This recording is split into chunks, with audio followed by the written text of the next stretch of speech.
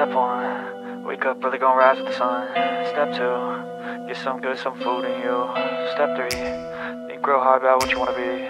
Step 4, everybody just do your thing. Wake up, today's gonna be a good day.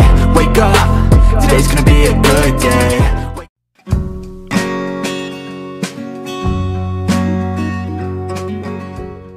So what is up mga detective, nandito ako sa Coron, Palawan, nakita nyo naman sa intro. At dito ako nakatikim ng pinakamasarap na sorbetes o dirty ice cream o Pinoy ice cream. Samahan nyo ako, tatakawin ko na naman kayo. Let's go!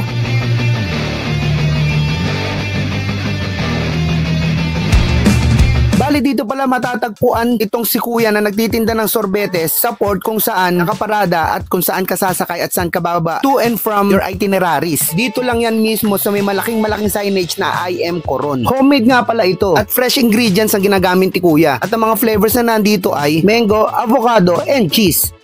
Wala ko. Oo.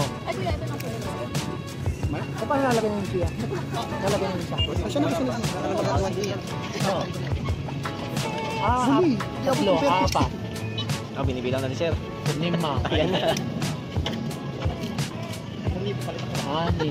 Ayun, may scoop siya. Okay lang ba sa'yo? Okay.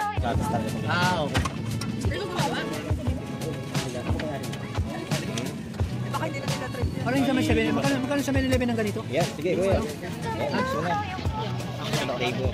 Oo, ito naman. Ilan? 3, 4, 4, 4. So, 6 yan, di ba? 5. 6 yan. 6 na. Tama. Galing Kuya. Galing ano. God bless Kuya. Ano siya? Avocado, cheese, tsaka Avocado. mango.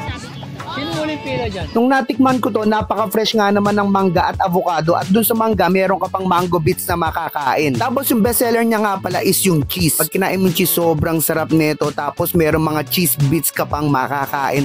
Grabe. Sa dinami-dami kong sorbetes na natikman simula nung bata pa ako at kung saan-saang lugar pa, ito ang pinakamasarap. Puwera biro. So wala na akong masabi pa. Marami pa akong vlogs na i-upload dito at naka-upload na sa Coron Adventures ko. So that's it for this food trip. See you later. Kita kits. Bye-bye you.